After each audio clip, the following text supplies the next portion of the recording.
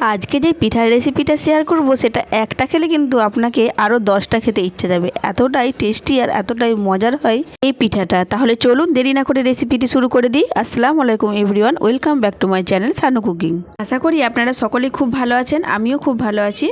একটা কড়াই আমি গ্যাসে আগে থেকেই বসিয়ে দিয়েছিলাম আর এখানে আমি 1 কাপের মতো সুজি দিয়ে দিলাম। সুজিটা একটু হালকা নাড়াচাড়া করে নেব আর এখানে দিয়ে দেবো আমি ঘিটা দিয়েও সুজিটা একটু হালকা নাড়াচাড়া করে নেব। সম্পূর্ণ রেসিপিটা কিন্তু বন্ধুরা সুজি দিয়েই হবে আর সুজির মধ্যে ঘি দিলে এর ফ্লেভারটা কিন্তু খুব সুন্দর হয়। এবার এখানে আমি দিয়ে দেবো কোরানো নারকেলটা খুব মিহি করে কুড়িয়ে নিয়েছি। কোরানো নারকেলটা আমি এখানে দিয়ে দেবো। সুজিটা ভেজে নিচ্ছি, তার কারণ হলো সুজিটার মধ্যে যে কাঁচা গন্ধটা ওটা চলে যাবে। আর নারকেলটা দিয়ে আমি আবারও একটু নাড়াচাড়া করে নিচ্ছি। এখানে কিন্তু গ্যাসের ফ্লেমটা একদম লো রাখতে হবে, খুব বেশি কিন্তু রাখা যাবে না হাইয়ে, সুজিটা পুড়ে যাওয়ার সম্ভাবনা থাকবে। একদম গ্যাসের ফ্লেম লো করে সুজিটা খুব ভালো করে আমি হালকা করে ভেজে নিয়েছি। এবার ওই কাপটারই মাপ করে এখানে আমি 2 কাপ দুধ দিয়ে দিলাম। দুধটা আমি আগে থেকেই জাল করে রেখেছিলাম। দুধটা দিয়ে অনবরত নাড়তে হবে আর গ্যাসের ফ্লেমটা কিন্তু বন্ধুরা একদম লোই রাখতে হবে। খুব বেশি হাই করে দিলে কিন্তু সুজিটা ভেতর থেকে সেদ্ধ হবে না।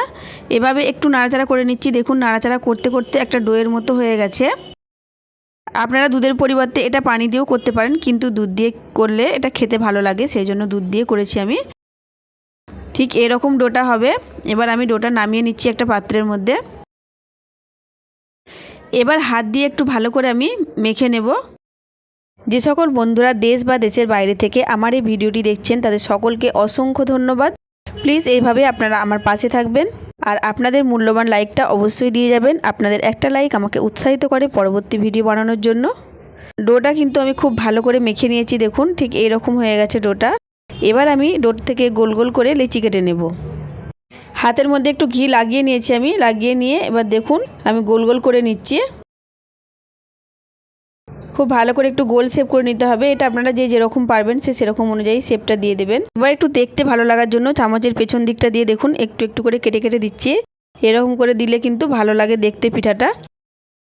দেখতে ভালো লাগলে তবেই তো খেতে ভালো লাগবে না, সেই কারণে আমি একটু ডিজাইন করে দিচ্ছি। এটা আপনারা এমনি নর্মালও করতে পারেন। একটা আমার হয়ে গেছে। এইভাবে আমি আরও একটা পিঠা করে নিচ্ছি। পিঠাটা বানানোটা খুবই সহজ বন্ধুরা। শুধুমাত্র 1 কাপ সুজি দিয়ে ঠিক কতগুলো পিঠা তৈরি হয়ে যাবে ভিডিওটা দেখলেই বুঝতে পারবেন। আর বানানোটা ঠিক কতটা সহজ। আবারও সেম প্রসেসে করে নিচ্ছি। মাঝে মাঝে দেখবেন আমাদেরকে মিষ্টি খাবার খেতে খুবই ইচ্ছা যায়, তখন আপনারা খুব সহজেই এইভাবে সুজি দিয়ে এই মিষ্টি পিঠাটা তৈরি করে নিতে পারেন। এইভাবে সব কটা পিঠা আমি রেডি করে নিচ্ছি। দেখুন সব কটা রেডি হয়ে গেছে। দেখতে দেখুন ঠিক কতটা ভালো লাগছে। এবার চলুন ভেজে নিই। এবার গ্যাসে আবারও আমি কড়াইটা বসিয়ে দিলাম, দিয়ে পরিমাণ মতো এখানে রিফাইন তেল গরম করতে দিয়ে দিয়েছিলাম। আর তেলটা খুব ভালোভাবে গরম হয়ে গেলে এখানে পিঠাগুলো আমি দিয়ে দেবো। তেলটা কিন্তু খুব বেশি গরম করার পর পিঠাগুলো দেওয়া যাবে না, মানে মিডিয়াম গরম হবে তখন পিঠাগুলো ছেড়ে দিতে হবে। এবার উল্টে পাল্টে একটু লাল লাল করে ভেজে নেব। প্রথমে উল্টে দিয়েছি দেখুন। পিঠাগুলো ঠিক এই রকম কালার করে ভেজে নিতে হবে, এর থেকে বেশি কালার করলে কিন্তু দেখতে ভালো লাগবে না। পিঠাগুলো ভাজা হয়ে গেছে, এবার তুলে নিচ্ছি। এবার সেম প্রসেসে আবারও সব কটা পিঠা আমি দিয়ে দিলাম। এইবার চলুন একটু চিনি সিরা করে নিই। সেজন্য গ্যাসে আবারও একটা আমি কড়াই বসিয়ে দিলাম আর এখানে পরিমাণ মতো চিনিটা দিয়ে দিলাম। আর এই চিনি সিরাটা কিন্তু খুব বেশি গাঢ় হবে না, একটু পাতলা থাকবে। এবার একটু পানি দিয়ে দিলাম, দিয়ে চিনি সিরাটা আমি রেডি করে নিচ্ছি। এবার একটু ফ্লেভারের জন্য আমি এলাচ দিয়ে দিলাম, দিয়ে চিনি সিরাটা তৈরি করে নিচ্ছি। চিনি সিরাটা কিন্তু ঠিক এরকমই থাকবে। এবার আমি পিঠাগুলো চিনি সিরার মধ্যে দিয়ে দেব, দিয়ে একটু ফুটিয়ে নেব।